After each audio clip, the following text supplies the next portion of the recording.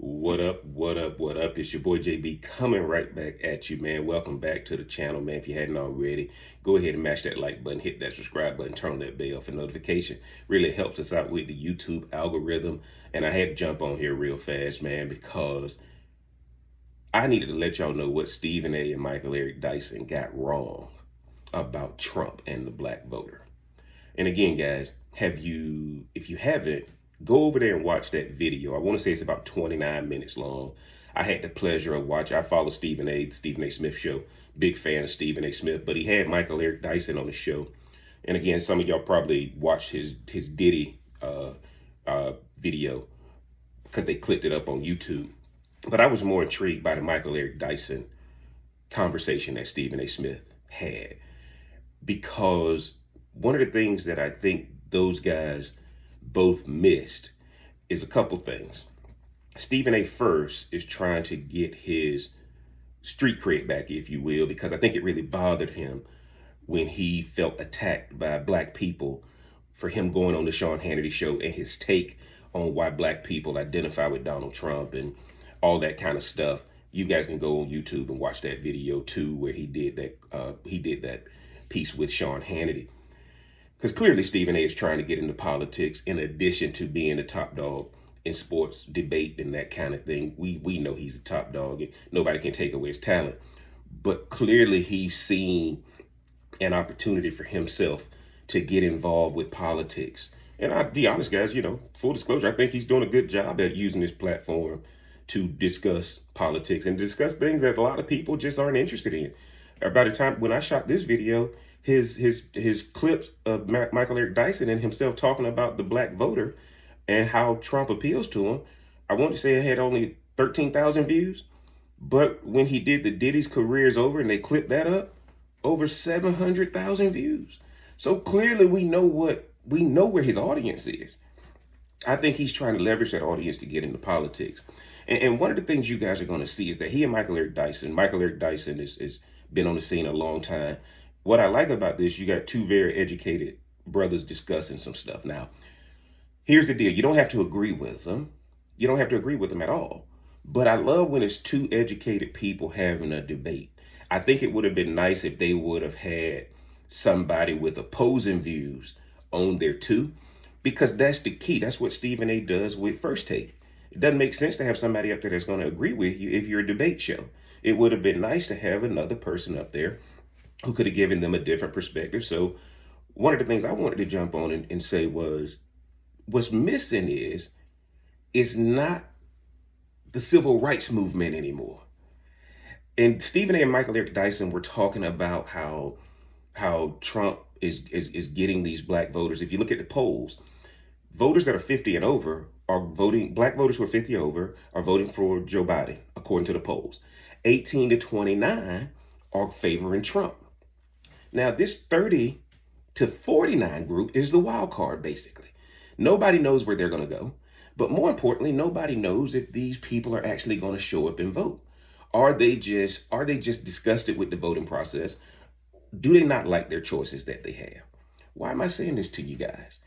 If you go and watch what Michael Eric Dyson and Stephen A. Smith were talking about, it's treating black people like it's still fighting for civil rights and fighting for equality in the 50s and 60s, right? I'm not saying that challenges don't still exist, but the church is not at the center of the black community anymore, okay? I think what you're finding is if the Democrats don't change how they're going to discuss policy with black people or discuss things with black people, just like they do every other race, I think you're going to find that the Democrat Party is going to lose even more votes to the Republican Party. And that's why I wanted you guys to see, when you look at why Trump is getting more votes than what he got in 2020, people aren't voting for Trump. People aren't voting for Biden. You're either agreeing with what you see or you're disagreeing with what you see. And I think where Stephen A. Smith and Michael Eric Dyson made the mistake is they didn't talk about the phenomenon that is changing. Most people, I got on my Dallas Cowboy hat, but most people don't even have a team anymore in the NFL. They have a fantasy league. So now they root for players per se. They're not voting, or they're not necessarily just rooting for a team. Trump and Biden are the top of the ticket, but that's not what people are voting for. So I'll give you an example. Michael Eric Dyson and Stephen A. Smith, again, good interview, but what they didn't talk about is interest rates. What they didn't talk about, gas prices. What they didn't talk about, inflation. All the things black people feel just like every other race feels. And I think, guys, that as we look at how the black person can navigate this political reality, we're not trying to vote for a personality. What you're looking at, guys, is don't underestimate that social media, uh, we're in the information age. I'm gonna go there. A lot of black people now have not experienced some of these things we've read in the history books. So a lot of young black kids don't know anything about not being able to go where you want to go, being stopped by the cops for no reason, right? They don't know about those types of things. They've grown up in the best neighborhoods. They've gone to the best schools. They've graduated from PWIs, predominantly white institutions. They've graduated from HBCUs. Guys, they've not experienced a struggle. And one of the things that a lot of people don't get is some people don't know how to identify with black people who are not struggling. So now you got a smaller group of people who are disassociating themselves with the Democratic Party. And that's what people are not talking about. If you talk to me like you talk to others, I'm going to make different decisions. But if you talk to me as though I'm in some type of a bondage, now your whole job is to put me in bondage so that it can be truth. So guess what, guys? This week, Joe Biden is going to talk to black voters. He realizes he's losing it in the polls. What is he doing? He's speaking at Morehouse at the graduation. He's going to be at the NAACP event. He's going to be back in Atlanta. Okay, and I get all that, but why is he not going to any of the black entrepreneurs? Why is he not going to any of the black business executives? That's who he's losing. He's losing black people who are purpose driven. And I'm surprised that Michael Eric Dyson and Stephen A. didn't actually dive deep into this. Nobody cares about Biden or Trump. On the grand scheme of things, Trump is the person who's the representative. Biden is the person who's the representative. Either you want to be more of a liberal or you want to be more of a conservative. Okay? Notice most people don't even mention Democrat and Republican when talking about Joe Biden and Trump. Okay? A lot of people have moved on from the two-party system and they're making decisions based on who's going to give me cheaper gas, who's going to help me buy a house for a cheaper interest rate. Okay, both parties used to care about this stuff. Who's going to give me cheaper food so that every time I walk into the grocery store, it's not $100 for 2 bags of stuff, right? Who is going to tell me I got a choice between an electric car or a gas car? Who's going to tell me that, look, we understand this green energy over here that's necessary, but who's going to also let me keep the things that keep it cheaper to keep my house cool or keep my house warm, right? So one of the things that we're missing is when Joe Biden was campaigning in 2019, 2020, he said a comment, if you got to choose between he and Trump, then you ain't black. And he's right. If you still choosing between him and Trump, you lost. This is not about Biden or Trump. This is about policy. I'm not voting because of a personality. I'm voting because I want cheaper goods. I'm voting because I want my cost of goods sold to go back down. I'm voting because I'm a real estate broker and I want interest rates to drop.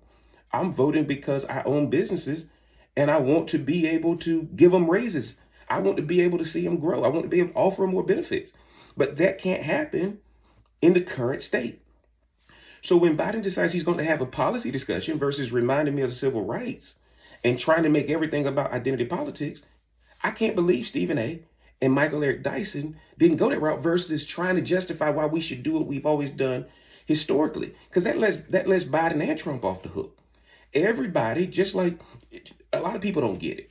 And again, guys, black people know when they're being replaced. One of the things that happened is that when Greg Abbott, the governor of Texas, started busing those immigrants over to these liberal cities, and black people watch where money just started coming out of nowhere for the immigrants, but it won't come out for the black community, in their opinion.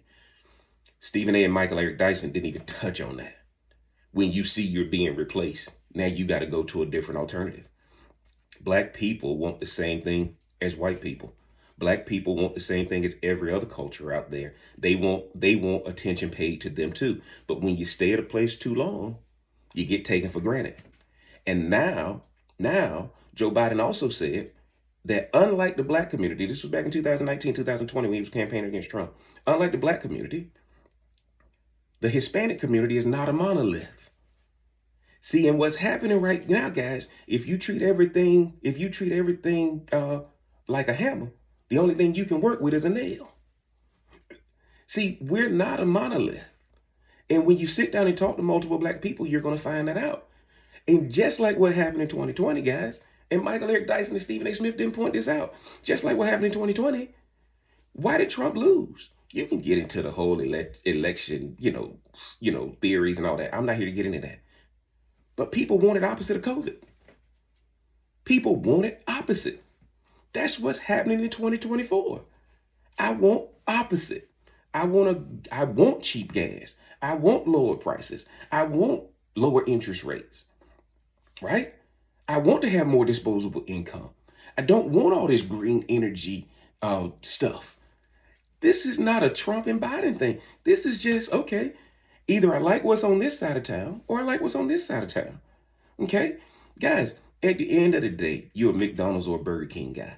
That's the same thing that politics when you look at it. I just like this better.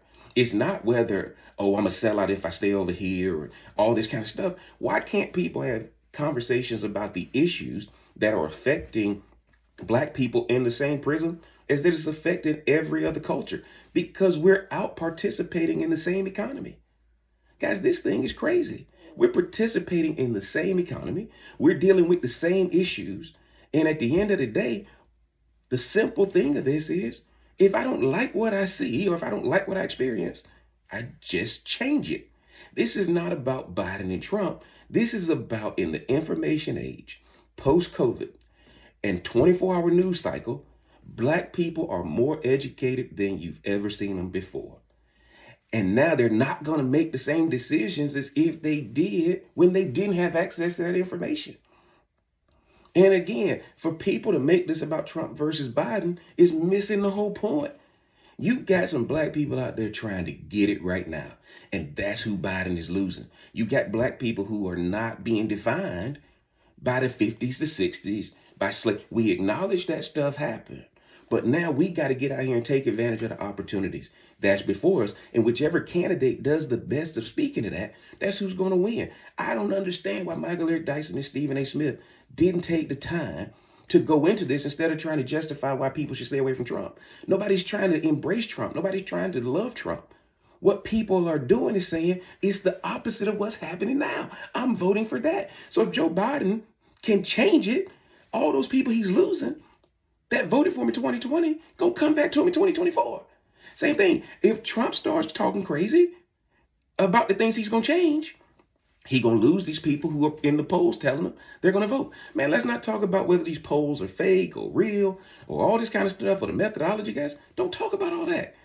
This thing is real out here. Everybody's feeling this economy. Everybody's feeling the inflation. Everybody, no matter what your skin color is, everybody feeling the effect of what is happening in America on the ground. And if you can't talk to those people, you're going to lose it. And it's too many people who are not being distracted by the Donald Trump legal cases or the Hunter Biden legal cases or the Joe Biden stuff. We don't care about all that anymore. Everybody's talking policy. Everybody's saying, nah, give me what you gonna do where it matters. Like they say, kitchen table issues, all these other distractions and grenades being thrown over here and Scud missiles being shot over here. Black people don't care about that anymore. And people are switching and they're holding politicians accountable by saying, I ain't loyal to one personality no more, guys. Voting for personalities are over. It's a policy discussion. And that's why people are going from Biden to Trump in 2024, just like they went from Trump to Biden in 2020. How is everybody missing that? I hope Stephen A. has Michael Eric Dyson back on. I hope Stephen A has somebody on that can talk to him from a different perspective as well, so that it could be more debate. He's the king of debate. Don't have anybody just on that agrees with you. Have somebody on that looks like you that can talk from a perspective on why they're changing. It's as clear as day. Now it may not get as many clicks, because that what you said about Diddy was good, but your video with Michael Eric Dyson was probably one of the most eloquent conversations I've had seen two brothers have on YouTube. Now I hate that you missed out on some of the things I pointed out, but I think it needs to be a continued discussion. And I like your platform better, Stephen A, because it's better than the Charlemagne the God platform, where people try to go up there, act like they hood, act like they street, versus coming on your platform. They got to have a legitimate discussion. Man, y'all get down in the comment section. Let me know what you think, man. Is Jeff crazy or is Jeff on to something? Should Stephen A invite Real Cigar Jeff on this podcast so we can have this discussion? Again, along with him and Michael Eric Dyson or whoever else he chooses, y'all let him know, man. Tag him in the comments. Tell him to go ahead and put your boy on the Stephen A. Smith show.